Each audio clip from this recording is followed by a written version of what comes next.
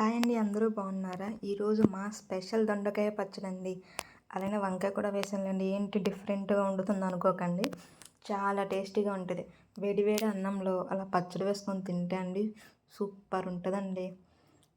పల్లీలు ఫస్ట్ కొంచెం ఫ్రై చేసుకొని పక్కన తీసుకొని, అలానే అదే ప్యాన్లో ఆయిల్, పచ్చిమిర్చి, జీలకర్ర, జింజర్ అండ్ గార్లిక్ కూడా యాడ్ చేసుకొని కొంచెం ఫ్రై అయ్యాక అందులో కరివేపాకు వేసుకోండి. అలానే మనం కట్ చేసుకున్న దొండకాయలు అండ్ వంకాయలు కూడా యాడ్ చేసుకొని లో ఫ్లేమ్లోనే ఫ్రై చేయండి. ఎందుకంటే దొండకాయలు కొంచెం టైం తీసుకుంటాయి, అందుకని అవి ఫ్రై అవుతుండగా కొంచెం సాల్ట్ వేసుకోండి. సాల్ట్ అంటే ఇంకా చట్నీలో వేసుకోవచ్చు అనుకున్నా, ఇక్కడ డైరెక్ట్గా వేసుకోండి, త్వరగా మగ్గిపోతుంది అనమాట.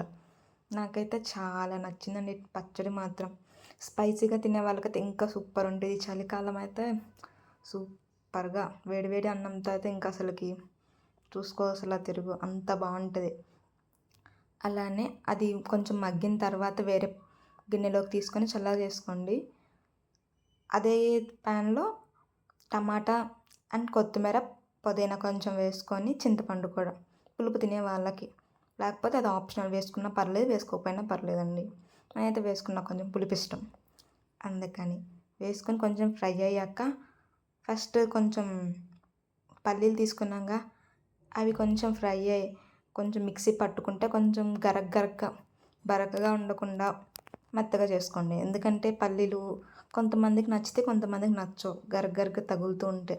నాకైతే కొంచెం మెత్తగా ఉండాలి, అందుకని మిక్సీ పట్టుకొని అలానే మనం ఫ్రై చేసుకున్న పీసెస్ని కూడా, దొండకాయని వంకాయని వేసి మిక్సీ పట్టుకొని టమాటాని కూడా మిక్సీ పట్టుకొని పోపు వేసుకుంటా అండి. సూపర్, నాకైతే సూపర్గా నచ్చింది. మీరు ట్రై చేసి మీకు ఎలా వచ్చిందో పచ్చడి నాకు కమెంట్ చేయండి అండి. సరేనా అండి? ఏమనుకోకండి, ట్రై చేసి చాలా టేస్టీగా ఉంటుంది వేడివేడిగా, సూపర్ అంటే సూపర్.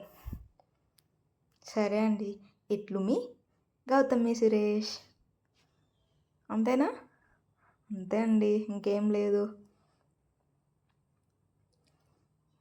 ట్రై చేయండి తప్పకుండా, మీకు నచ్చిద్ది, నా స్టైల్లో చేయండి.